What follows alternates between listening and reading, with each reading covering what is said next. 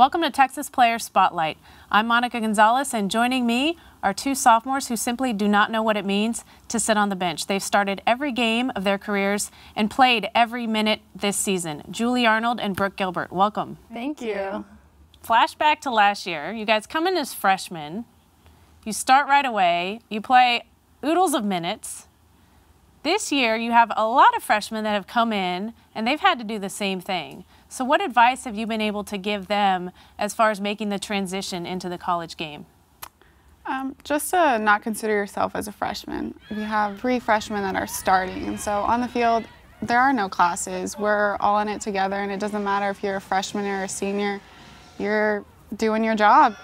I think for me, it's helping them understand that they're representing something more than themselves. They're representing Texas, and that's a big deal. Everyone knows our results from the weekend. Everyone knows how we're doing, and everyone really pays attention to how our games are going. What's really impressive to me about the two of you, you've played every minute so far this season at center back. Both of you are center backs, but both of you switched to that position. You weren't center backs last year. Brooke, you switched from center mid to center back. What all did that entail?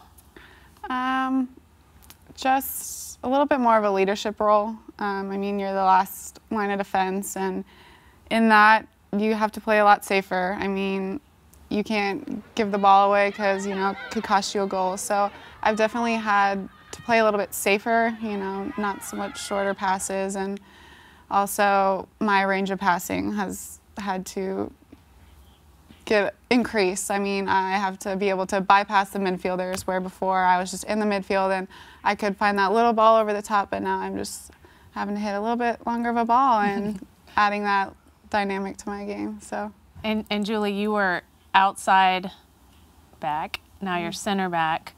What are the pros and cons for you? What are the pluses and minuses of now being at center back? Well, I definitely miss being able to go forward at outside back. That's always fun to be able to participate in the attack and help create goal-scoring chances. And being at center back, you're the last defender. You have to be the vocal leader on the field. You see everything that is in front of you, and you just have to really be in control of the game. How have you guys been able to sort out the communication piece? Because the center back was my position as well, and I know half your job is talking. So if I were to have you guys mic'd up during a game, what kinds of things are you shouting out there?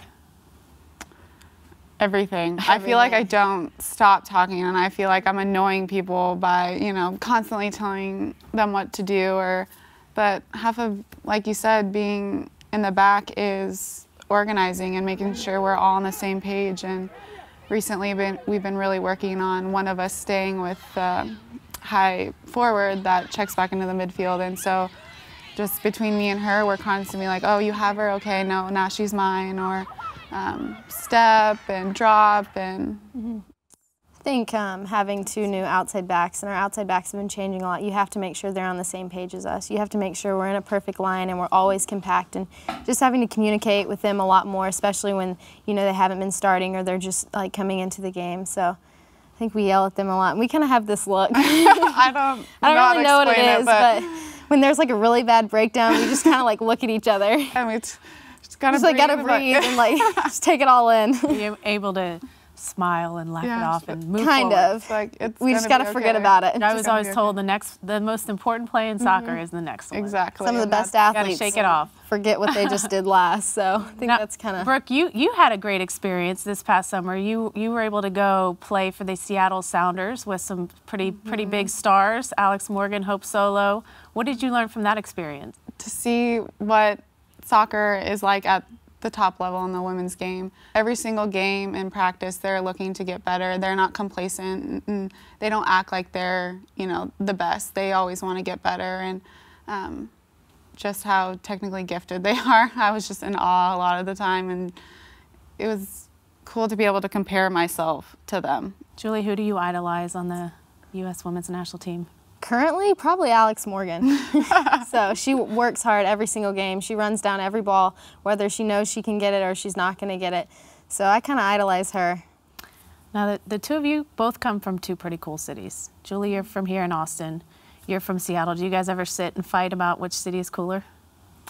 I think we can both agree Austin's the coolest city. Yeah, and I was a little not quite in Seattle. I was a little bit of a small town girl, so.